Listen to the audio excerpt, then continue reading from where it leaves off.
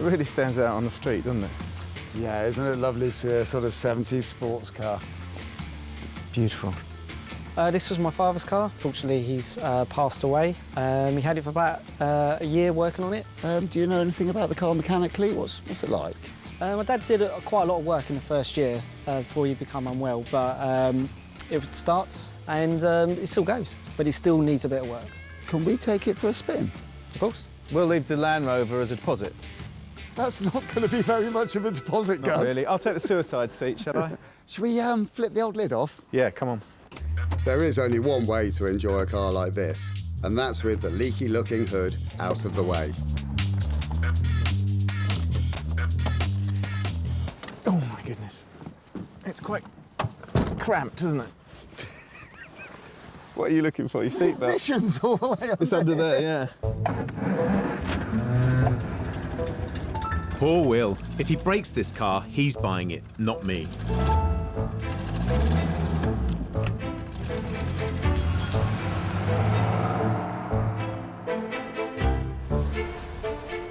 The Triumph isn't at its best in stop-start traffic, so we head for the greener lanes towards Kent. But there's another reason for being somewhere quieter. We haven't actually looked at the car yet. That's a good test of the suspension down that track. Yeah! Did it pass, though, Gus? That's the thing. I'm Did not it sure pass it would the have passed test? when it was new. Come on, let's have a look. Yeah, I didn't want to sort of pick it to pieces on his drive, so I thought we'd have a look at it somewhere else, a bit more private. Yeah, good form. It's clearly got massive sentimental value to Will, hasn't it? Yeah, it was Yeah. his father's car. Yeah, definitely. Doesn't look too bad around about there, because someone's been in with the aerosol. That Wow. looks utterly horrible. You know, it seems bizarrely pretty solid, doesn't it? It does. For a car that stood outside for all those years, the bits that normally go haven't gone. He's put some work in here, hasn't he? He spent some money. There's a new distributor in it. It's got a new coil on it. Yes. So I think this car's okay. Yeah. But the proof of the pudding is in the driving, isn't it? Come on, shall we? Yes. Ready? So a cursory look says that this Spitfire is semi-solid, but there's plenty of other ways that this car can fail. We need to drive it properly. First things first, Gus. You wouldn't want to drive this car fast, anywhere. I'm not sure I'd want to drive this car at all. This car, it was obviously about looks rather than driving capability. It's slightly sketchy. Sure enough, the flaws start coming through. It would help it if it fired on more than 3 cylinders, do you think? Yeah, I mean, this car's not been... Whoa, crikey. Oh. This car's not been set up for selling, has it? Not really, no.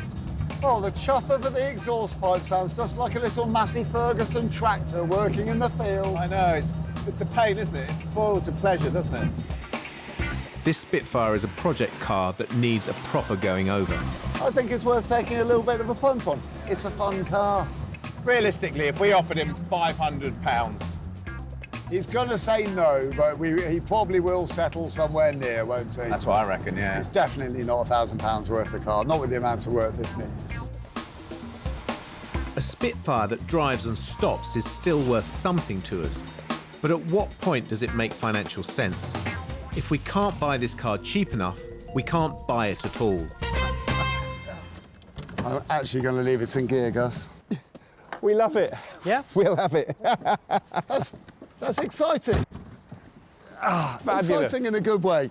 Yeah, it's great. I mean, there's a bit of driver error, but the car itself is fabulous. That's brilliant. yeah, that's worth talking about doing a deal on.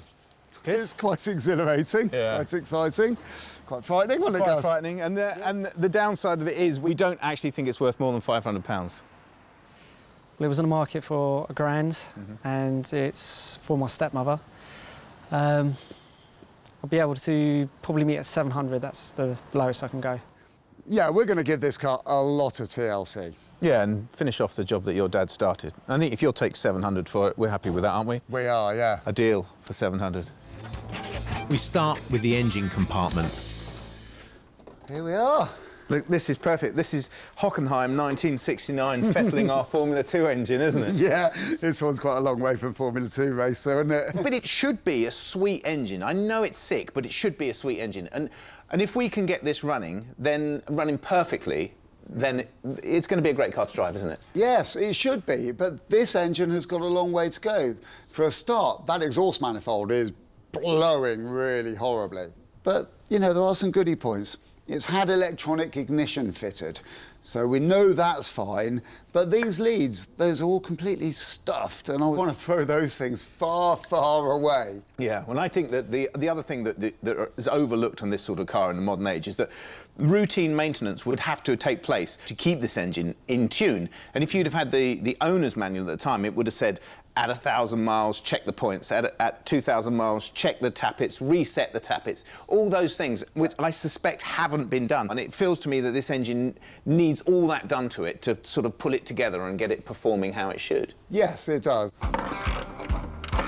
The Spitfire is designed to come apart quickly and easily, and we need to expose the whole of the engine before we can start working on the exhaust.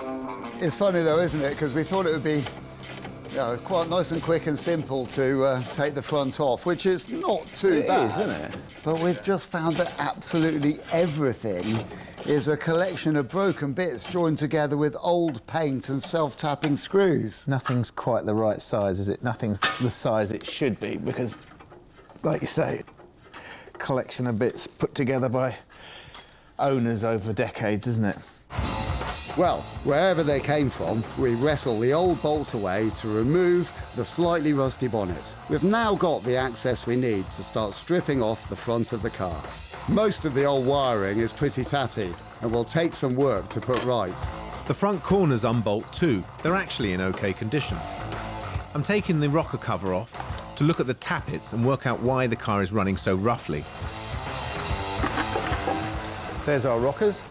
So, the rockers work from a rod from the camshaft and they push the valve down, and that's how the air and petrol get into the car, and the other valve, the exhaust valve, is how the exhaust gases get out of the car. So we have to adjust the distance between this arm and the valve, and it's important that it's the right clearance, because if it's too much clearance, then the valve's not opening properly, so you're not getting enough air and petrol in, or you're not getting enough exhaust gas out quick enough.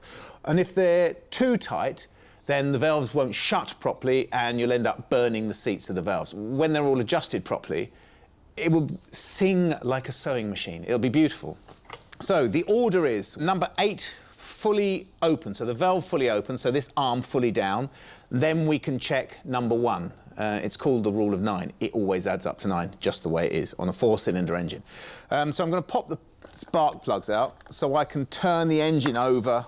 I have marked these on here as well to make sure that I put them back the same way round, because that really wouldn't be clever.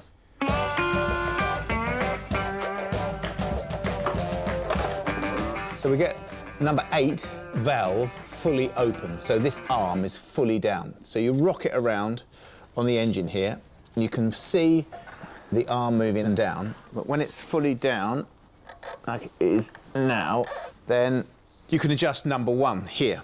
The first valve isn't lifting at all, so I slacken off the nut and get my feeler gauge in and set it to 0.25 mil, which is the correct tolerance. What you want is to be able to just feel it catching on both sides, and then that'll be the right distance. Yeah, perfect. And then we'll tighten that back up, keep the screwdriver where it is. Check it again. So that's perfect. Right, and then the next one. So number 6 and number 3. I repeat this with the other valves, and once done, they rise and fall perfectly.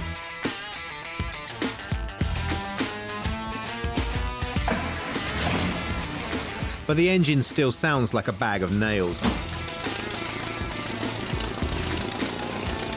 Could it be the troublesome exhaust manifold?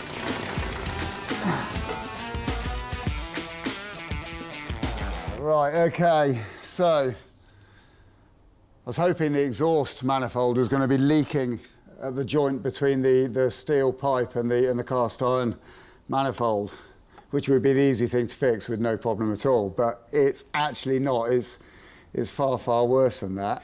And the leak is right at the back of the manifold, and it's not just a leak, it's actually broken. It looks like the corner has snapped off, which is a real pain in the neck because it means that this manifold either needs replacing or repairing. Well, Rome wasn't built in a day, and Spitfires aren't generally fixed in a day.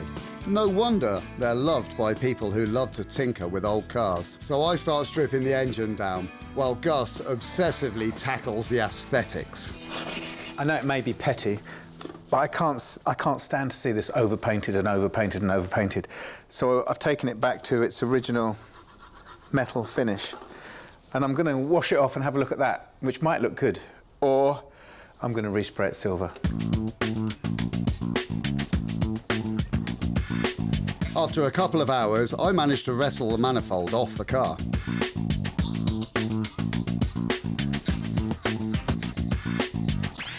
Oh, hello. Oh, yeah, not good. Not good at all. I've got a horribly broken one of those. And look, it's completely snapped off from there. Yeah, that's a disaster, isn't it? Yes, the manifold is cast iron and not an easy metal to work with, and new ones are not available. Even if we can find one, if somebody was to weld it, it's going to take days, isn't it? It is. If we can find one, it's going to take us days to get it down here. Yeah, and it's going to cost money that we don't have. Yeah, true. This was going to be a nice, quick, easy job, and it's not. Filling looks easy, but the trick is not to use too much filler, as it's harder work to remove later. But that aside, it's definitely worth trying at home. It goes off quickly, then I sand it back, apply the primer. Gus is going to be pleased, if he notices at all.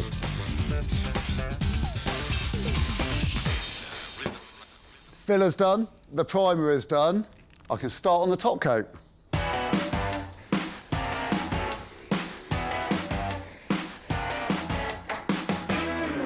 Yeah, it's been a great day. Yeah, I got loads and loads done. What about you? You got a manifold? Brilliant. Anything else? Top man. It's day 3. We bought a Triumph Spitfire for £700, which sounds cheap, but since then discovered a host of issues with it. But we're not crying about it. I've found a new manifold, and Will has made the bodywork look half decent.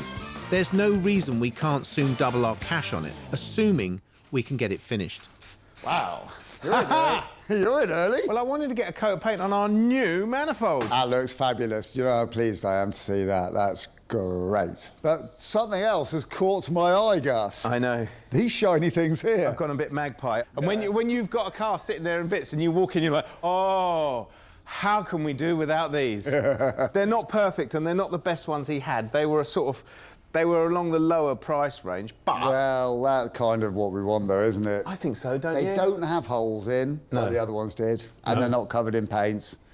Yeah, no, I think good. I think polish them up and then put them on the car, and from this distance, you'd look at it and you'd think, oh, that looks great, don't you think? Yeah, I do. Yeah, I think it's worth it. Yeah, good call, Gus, good call.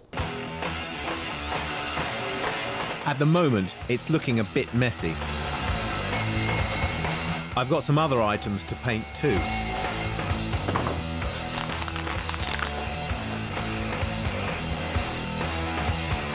The stripped rocker cover gets a rub down, prime and paint in silver. And now we're both in the room, we can check under the Spitfire and see why it's leaving traces of fluid on the workshop floor. The rear differential, effectively a gearbox that transfers drive from the prop shaft to the wheels, looks a bit suspect. It was probably the cause of the whining sound on our test drive. Ah, I think I can see the trouble. What have you found there then, Gus? Well, it doesn't look like there's any oil left in our diff. No, it distinctly looks like that front oil seal is gone. Yeah. And needs replacing. This one doesn't look too bad. What's that one like? Tiny weep, but don't think this one needs it. On the rear output shaft looks okay. So just that one at the front? Yeah. Well, I might do that. Can I do it? Well, why not? Yeah, I'll see if I can find a seal. So the problem that we've got is the fact that the pinion oil seal has worn out and it's leaking oil out of the front of the differential. So in order to get to the pinion oil seal, I need to remove the prop shaft. See, if I do that, that one comes away. Can't see it quite yet because this bit is in the way, so I now need to unbolt that as well. As we know, working on a Spitfire isn't rocket science. We're using basic spanners and a lot of elbow grease. That's all it takes. But it's never that easy, of course. Now I need to get it down. The problem is that exhaust pipe's in the way. Oh, God, I'm going to have to... Do you know what? I don't think that's actually together properly. Look at that. Problem solved. You're right. Brilliant. That's the bit that was in the way. Next part of the job is to remove that split pin and remove that nut, and then that flange, and then the oil seal that we're looking for is directly behind those three bits. While Will bashes and crashes his way through basic maintenance, we need to remember the spend on the Triumph so far is standing at £700 for the car, plus another £200 or so on bits. So to double our money, the car needs to sell for £1,800, and we're not even finished. This is our Triumph Spitfire project. We're trying our hand trading in cheap, scrappy cars, and we're day 4 out of a total of 5 workshop days. We're aiming for mid-range, not top-end refurbishments, but right now it's academic because the car is still in bits. Will has finally exposed the rear diff oil seal in readiness for the replacement. This is the dry flange, and you see that shiny bit around there? That's what the oil seal rubs against. So the oil is sneaking out past the rubber seal and that smooth surface there. This isn't a pickaxe, it's actually a seal remover and does exactly what it should. There you go, that's the oil seal. It's a leather one, which I can feel has gone very, very hard, and that's why it's failed age, really, and wear. So I'm going to replace that with a nice, new, modern one. The new one is made from rubber and steel and has a bit of give in it, so it won't become brittle over time. Even more perfect. I tap it back in and reconnect the drive shaft. Quite often, you'll hear owners of old cars saying there's no point chasing down old oil leaks, because they all do that. Well, this Spitfire can no longer be included, because hopefully it will no longer leak oil. Ow! All right, there we go. That's it. So that's all done. Oil seal is in. I'm just going to top it up with some gear oil, and it's a done job.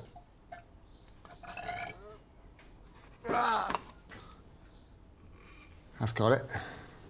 Replacing an oil seal at the garage will probably set you back about 150 quid, but doing it yourself is much more satisfying.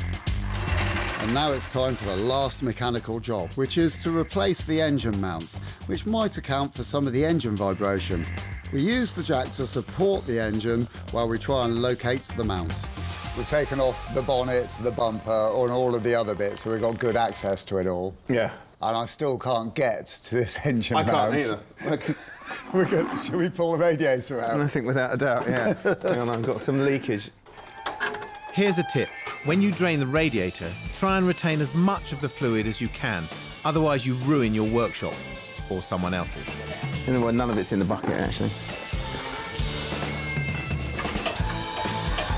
And with the rad out of the picture, we can unbolt the mount, heave them out, and replace them with brand new ones. One for you. Thank you very much. Because the access on the engine is so good, at least for the moment, it's a quick and easy job to bolt in the new mounts and move on. Hopefully, with the engine better secured, noise and vibration are going to be far less. We only need to get the rad back into place, then we can move on to the pleasing job of adding the new manifold, which also needs a gasket set in place first. I'm just going to attach the exhaust to the manifold, and I'm going to use a bit of gasket sealant between the two, just to make sure there's no leaks, so we don't get fumes in the car. And little by little, in only half an hour, the Spitfire engine goes from oily mess to thing of beauty. As we go, we're replacing hoses, clips, and electrical connections. Whoa. Now the bonnet will go back on like a treat. Ready? Yeah, go on. And that's it. Day 4 closes, and we're making real, if slightly slow, progress.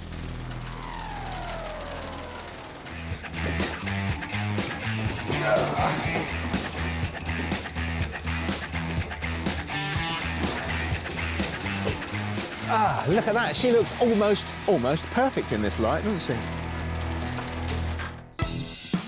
For this car, we had to decide what to do and what to leave. So we did the essentials only. We got the engine to hopefully run a bit smoother, reduced the rattles with new engine mounts, kept it quieter with a new diff seal and a new manifold. We added bumpers. We tidied up the paintwork and hood. And when you say it, it's rather a chunk of work for the time, which is only 5 days. Money? Well, the Spitfire owes us £900 all in. It's good to get it out of the workshop. Yeah, yeah.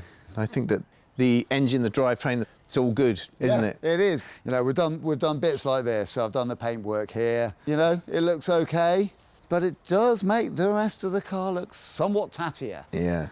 But we just need to find a tinkerer. Yeah, exactly. To buy this car. This is a perfect rolling restoration car. Rolling restoration, that's it, isn't it? The big question is, do you think it will drive? Of course it will. Of course it's going to drive. Why wouldn't it? We still have one final job, and that's to see whether the Spitfire actually feels any different after our toils. I'm actually quite happy. Yeah, I think that struggling along underneath the constant blanket of grey, Yeah. it's comforting. It's Well, comfortingly it's comforting. British. Yeah, knowing that we're definitely not going to see any sunshine today in our wonderful little open-top tourer. But you know what? The driving experience of this car has changed completely, hasn't it? Because it actually drives quite nicely now, doesn't it? And I don't have to shout to be heard because we've fixed that exhaust pipe and now it sounds wonderful.